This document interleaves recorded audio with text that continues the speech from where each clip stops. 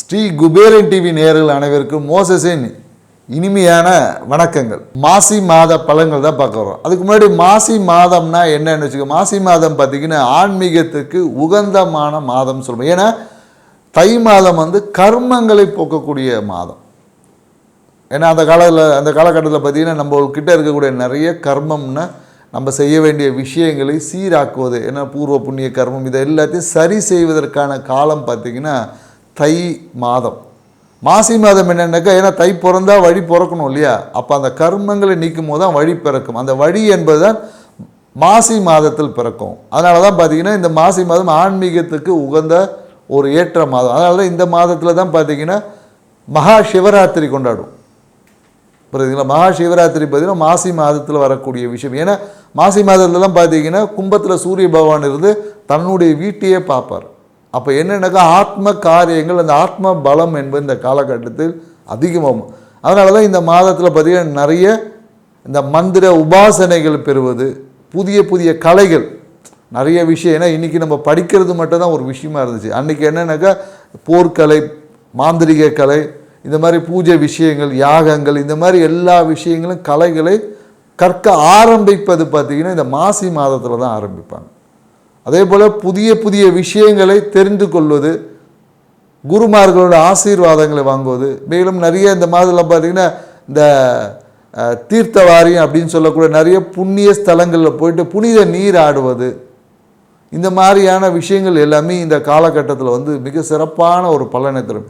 எல்லா மாதத்திலும் செய்வதை காட்டிலும் இந்த மாதம் என்பது நீங்கள் இந்த வருஷத்தில் ஒரு நாள் அப்படின்ற மாதிரி இந்த ஒரு நாள் குளிப்பது இந்த 12 மாதங்களில் நீங்கள் குளித்த அந்த விஷயத்துக்கான அந்த புண்ணியத்தன்மையை பெற்றுத்தரக்கூடிய ஒரு மாதம் தான் இந்த மாசி மாதம்.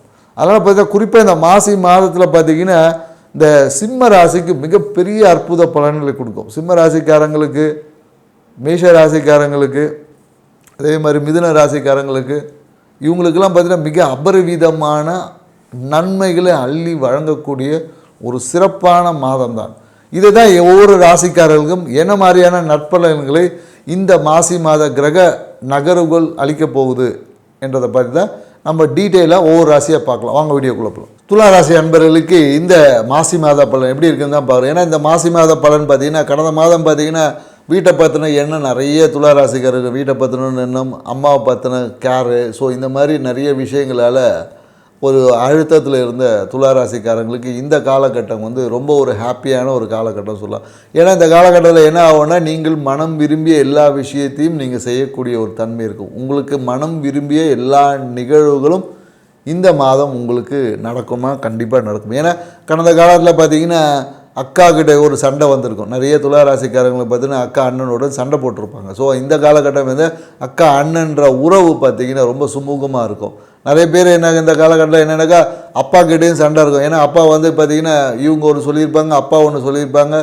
அப்பா கிட்ட அந்த கருத்து உடன்பாடு, குறிப்பாக பணம் சார்ந்த விஷயத்தில் அப்பா கிட்டேயும் சண்டை போட்டிருப்பாங்க. ஸோ இது எல்லாமே இந்த காலகட்டத்தில் மாறி ஒரு சுமூகமான ஒரு விஷயம் இருக்குது. இந்த காலகட்டத்தில் என்னென்னாக்கா அப்பா மூலமே ஆதாயத்தை பெறக்கூடிய ஒரு விஷயம் இந்த காலகட்டத்தில் இருக்குது. நிறைய பேர் கடந்த காலத்தில் என்னென்னாக்கா அப்பாவுடைய சொத்தில் பார்த்திங்கன்னா ஏதாவது ஒரு டாக்குமெண்ட்டுக்காக பார்த்திங்கன்னா இவங்க செலவு பண்ணி இவங்க முன்னாடி செலவுலாம் பண்ணியிருப்பாங்க.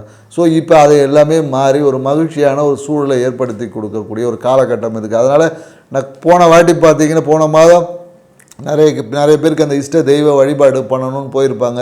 பார்த்திங்கன்னா அந்த கோயிலுக்கு போகும்போது போக முடியாமல் சூழல் நிறைய பேர் இருக்கும். போனாலும் அங்கே ஒரு நிம்மதியாக போனேன், ஆனால் நிம்மதியாக சாமி கொண்டு ரொம்ப ரஷ்ஷு அப்படி இப்படியே இருந்துச்சு, என்னால் ஒரு நிம்மதியே இல்லை, அந்த திருப்தியே இல்லை அப்படின்போது ஸோ மீண்டும் அந்த விஷயங்களை போய் பார்ப்பதற்கான வாய்ப்புகள் என்பது இருக்குது. ஏன்னா கடந்த காலத்தில் நிறைய பேர் துளாராசிக்கு சிவன் கோயிலில் போயிட்டு சிவன் கோயில் போனதுனாலேயே நிறைய பேருக்கு ஒரு பிரச்சனை வந்திருக்கும்.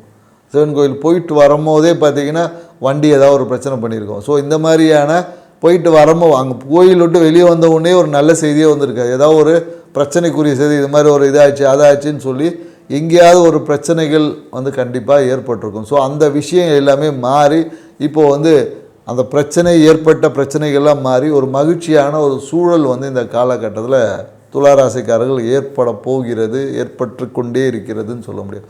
மேலும் என்னென்னாக்கா திருமணம் சார்ந்த விஷயம் பார்த்திங்கன்னா நமக்கு இஷ்டப்பட்ட மாதிரி ஒரு திருமணம் விஷயங்கள் இருக்கும். கடந்த காலத்தில் அம்மா சொல்லியிருப்பாங்க இந்த மண்டபத்தில் வைக்கணும், அந்த மண்டபத்தில் வைக்கணும்னு சொல்லியிருப்பாங்க.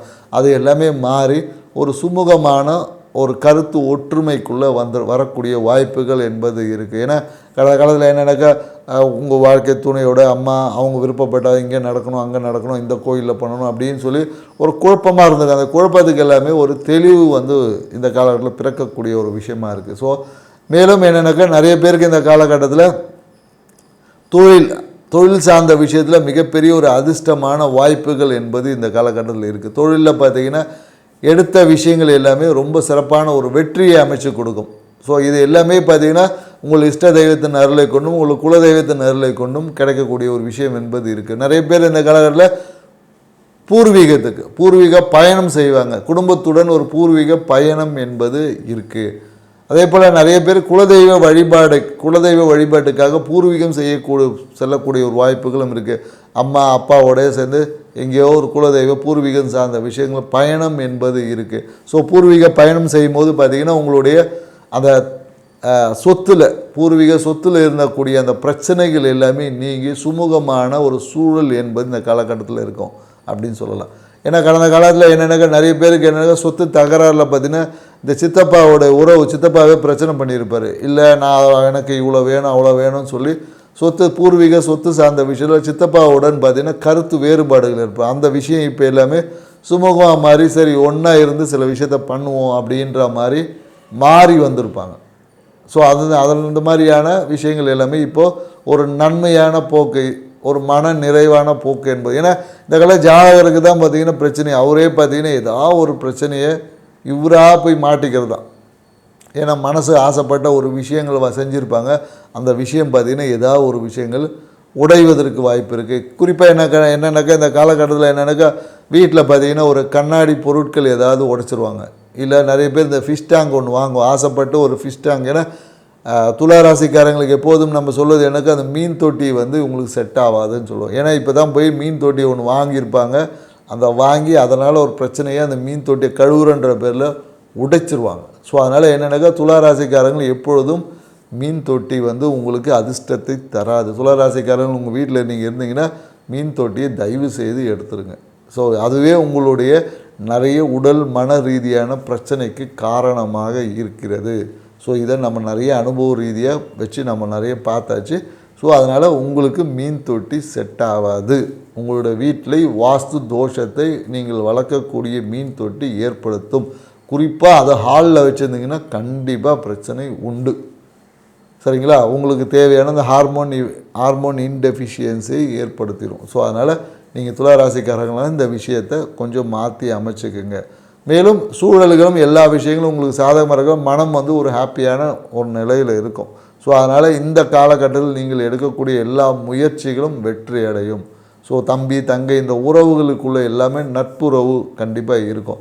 ஸோ கடந்த காலகட்டத்தில் ஏற்பட்ட அந்த பணத்தால் ஏற்பட்ட பிரச்சனைகள் எல்லாமே இந்த காலத்தில் சுமூகமாக ஒரு தீர்வுக்குள்ளே வரும். ஸோ நிறைய பேருக்கு என்னென்னாக்கா நிறைய துளாராசிக்காரர்கள் காதல் செய்யக்கூடியவங்களுக்கு பார்த்திங்கன்னா காதல் பிரச்சனையாகும். புதுசாக காதலே செய்யலைங்க அப்படின்னுக்கு புதிய காதல் மலர்வதற்கான வாய்ப்புகள் இருக்குது. ஸோ அதனால் காதல் மலர்வதும் போவதும் என்பது ஒரு விஷயமா இருந்தாலும் அதை சரியான வயசில் சரியான நேரத்தில் ஏற்பட்டால் தான் அது மகிழ்ச்சியை தரும். அதனால் தேவையற்ற விஷயங்களில் மனதை அலைப்பாயாமல் விட்டிங்கன்னா நல்லாயிருக்கும். ஏன்னா சில பேருக்கு என்னென்னாக்கா பழைய காதலே மீண்டும் வரும். ஸோ அதனால் பிரச்சனைகளும் சேர்ந்து வரும். ஸோ அதனால் காதல் நல்லதா கெட்டதான்னா சரியான வயசில் காதல் வந்துச்சா நல்லது. சரியில்லாத வயசில் இளம் வயதில் காதல் தேவையற்ற பிரச்சனை ஏற்படுத்த உங்களுடைய வேலைக்கு உழ வச்சிடும். ஸோ அதனால் நிறைய துளாராசிக்காரங்களை பற்றி காதலால் நிறைய வேலை இழந்தவங்க நிறைய பேர் இருக்காங்க. ஸோ அதனால் காதல் தேவையில்லை என்பது இன்னொரு சச்சுவேஷன். ஏன்னா காதல் உங்களுடைய வேலை நீங்கள் செய்யக்கூடிய வேலையை பாதிக்கும் என்பது துளாராசிக்காரர்கள் கொஞ்சம் நல்லா புரிஞ்சுக்கிட்டிங்கன்னா ஓகே. ஸோ மேலும் படிக்கக்கூடிய துளாராசிக்காரர்கள் இந்த காலகட்டத்தில் படிப்பு எல்லாமே ரொம்ப சூப்பராக இருக்கும். எதிர்பார்த்த இப்போ +2 10th +1 +2 இப்போ ஏன்னா வரக்கூடிய அந்த ப்ராக்டிக்கல் எக்ஸாம்லாம் பார்த்திங்கன்னா அதனால் ஒரு சின்ன ஒரு அழுத்தம் இருக்குமே தவிர மற்றபடி ப்ராக்டிக்கல்லாம் இந்த காலத்தில் சூப்பராக எழுதுவாங்க. அதே போல் இந்த காலத்தில் போட்டி தேர்வு அந்த மாதிரி எழுதக்கூடிய துளாராசிக்காரங்கள் எல்லாமே சூப்பராக எழுதுவாங்க. வீட்டுக்காக எடுத்த முயற்சியால் ஒரு சிறிய கடன் வந்து ஏற்படக்கூடிய வாய்ப்பு இருக்குது. ஸோ வீடு வாகனங்கள் எல்லாமே பண்ணும்போது ஒரு பழைய வீடு வாகனத்தை நீங்கள் தேர்ந்தெடுத்தீங்கன்னா, செகண்ட் ஹேண்ட் வெஹிக்கிள் வாங்கினீங்கன்னா உங்களுக்கு வந்து அது அதிர்ஷ்டத்தை ஏற்படுத்தி கொடுக்கும். புதிய வெஹிக்கிள் வாங்கினீங்கன்னா ஏதாச்சும் ஒரு சின்னதாக ஒரு ஸ்க்ராட்ச் வந்து ஏற்படும். சரிங்களா? ஸோ அதனால் பொருளாதாரம் சார்ந்த விஷயத்தில் சில பேருக்கு கடன் சுமை என்பது வீட்டுக்காக ஏற்படக்கூடிய வாய்ப்பு என்பது இருக்குது. ஸோ அதில் சில time long time housing loan இந்த காலகட்டத்தில் கண்டிப்பாக துளாராசிக்கு வீடு வாங்கும்போது ஹவுசிங் லோன் போட்டு வீடு வாங்கக்கூடிய வாய்ப்பு இருக்குது. இந்த கால தந்தையால் உங்களுக்கு எதிர்பார்த்த அனுகூலமான விஷயங்கள் என்பது இருக்குது. ஸோ இஷ்ட தெய்வ வழிபாடை நீங்கள் செய்வதன் மூலியமாக உங்கள் இஷ்ட தெய்வத்தின் அருளை கொண்டு நீங்கள் எடுத்த எல்லா முயற்சிகளையும் உங்களுடைய ஆசைகளையும் கனவுகளையும் நிறைவேற்றிக்க முடியும். ஸோ அதனால் துளாராசிக்காரங்க உங்களை இஷ்ட தெய்வ வழிபாட்டை நீங்கள் மீண்டும் தொடங்க. ஏன்னா கடந்த காலத்தில் இஷ்ட தெய்வ வழிபாடு செய்ய முடியாமல் தடை தாமதம் பிரச்சனைலாம் வந்திருக்கு. இந்த காலகட்டம் ரொம்ப சுமூகமாக இருக்குது, மிகுந்த அதிர்ஷ்டத்தை ஏற்படுத்தி கொடுக்குற அளவுக்கு இருக்குது. ஸோ அதனால் நீங்கள் விரும்பிய உங்கள் ஆசைப்பட்ட அந்த இஷ்ட தெய்வ வழிபாடு சிறப்பாக செஞ்சுக்கோங்க. ஏன்னா நிறைய பேர் இந்த காலகட்டத்தில் புதிய இந்த வாராகி கோயில் போகிறது, இல்லை பிரத்யேங்க போய் தரிசனம் செய்வது, இந்த மாதிரி உக்கிர தெய்வ வழிபாடுகளை இந்த காலகட்டத்தில் நிறைய செய்வதற்கான சாத்தியக்கூறுகள் நிறைய பேருக்கு இருக்குது. ஸோ நிறைய பேர் இந்த காலகட்டத்தில் என்னென்னாக்கா குடும்பத்தில் பார்த்திங்கன்னா இந்த மாந்திரிக செய்வென்ற தோஷை அந்த மாதிரியான விஷயங்களில் சிக்குவதற்கும் வாய்ப்பு இருக்குது. அதனால் என்னென்னாக்கா ஆசைப்பட்டுட்டோம் அப்படின்றதுக்காக ஏதோ ஒரு கோயிலில் போய் ஒரு எந்திரம் வைப்பாங்க, அதை வாங்கிட்டு வந்து வைப்பீங்க, அதுவே உங்கள் வீட்டில் மிகப்பெரிய ஒரு வாஸ்து தோஷத்தை ஏற்படுத்திவிடும். ஸோ அதனால் தேவையற்ற விஷயங்களை செய்யாமல் இருக்கிறது நல்லது. தேவையான ஆன்மீக பணிகளை தாராளமாக செய்யுங்க. ஸோ எந்திரங்கள் இந்த மாதிரியான மாந்திரிகம் சார்ந்த விஷயங்கள் ஈடுபடும் போது சரியான நம்பிக்கைக்குரிய நபரிடம் போயிட்டு சரியான கன்சல்டேஷன் பண்ணி செய்யுங்க.